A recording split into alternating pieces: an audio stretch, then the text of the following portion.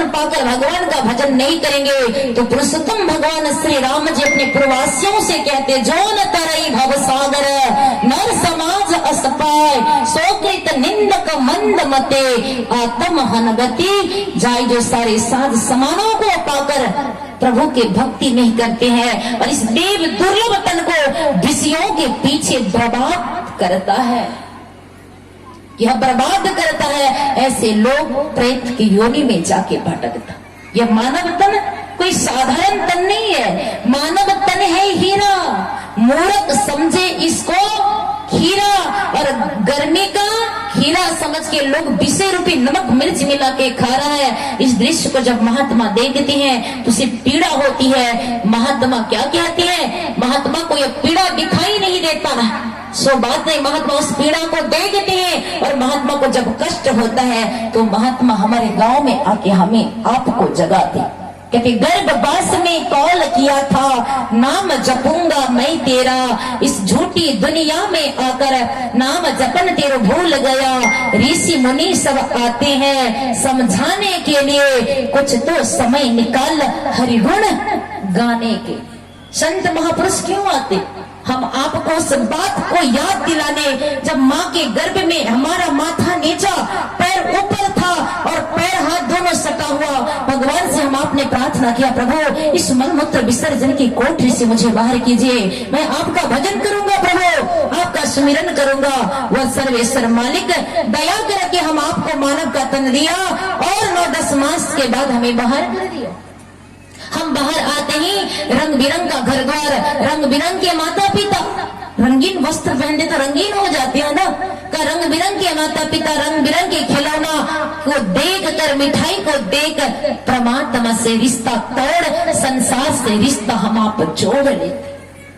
इसीलिए हम आपको संत महापुरुष समझाने आते कि जो बात तूने माँ के गर्भ में वचन दिया प्रभु परमात्मा को उसे याद करो। कहते मुट्ठी बांध के आयो जग में, मुट्ठी बांध के क्यों आए थे? क्योंकि हम आपने भगवान को वचन दिया कि भगवान मैं आपको वचन देता हूँ कि मैं आपका भजन करूंगा, आपका गुणगान करूंगा, आपका सुमिरन करूंगा। क्योंकि जिस माँ के गर्भ में मैं पल रहा हूँ वह माँ भी मेरे दर्द को नहीं समझ रही है, मीठा पे मीठा, खट्टा पे खट्टा, गरम पे गरम दे रही है, मेरे कोमल शरीर पे कष्ट हो रहा है प्रभु, इसलिए जल्दी बाहर करो। मेरा वचन है कि आपका ही भजन में मैं मगन हो जाऊं। पर जैसे मुट्ठी बांध के आता तो जरूर है, पर जाते वक्त क्या करता? हाथ पसारे जाओगे, नाम हरि का जप ले रे बंदे, फिर पीछे पछताओगे। कौन पछताता का?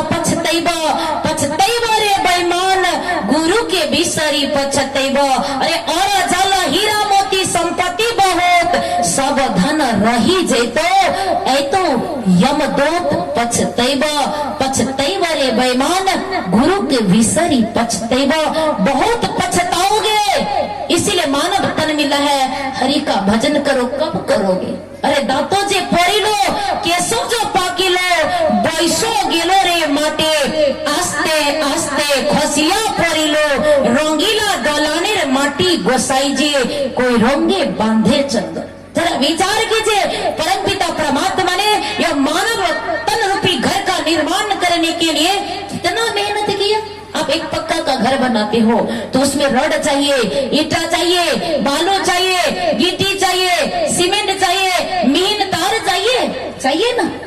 तो यह शरीर रूपी मंदिर का निर्माण करने के लिए भगवान को ये हड्डी रूपी रड का प्रयोग करना पड़ा। और ये मीन तार जो जगह जगह में बंधा हुआ है, बांधे जोड़ा मीन तार से उसको बांध दिया है। और ईटा, ये मांस रूपी ईटा, ये चमड़ा जो है, ये क्या है? बालू और सीमेंट का प्लास्टर कर दिया, बनाया है। हाड़ेरी हाड़ खने चामेरो छावनी, बांधे जोड़ा ताहारे भीतरे मनोहर पाखी, पड़ी जे कहार खेला गो मायार खेला, माया के चक्कर में पड़कर आज दुख झेल रहा। इसलिए हमारे संत महापुरुष कहते, उस माया से, उस दुख से बचना चाहते हो तो मायापति के श्री चरणों में अपने जीवन को समर्पित करो। इसलिए भगवान श्री राम जी अपने अयोध्या वासियों से कहते हैं, बड़े भाग मानुष तन पावा, बड़े भाग्य से मनुष्य का शरीर मिलता, जो देवताओं को भी दुर्लभ है।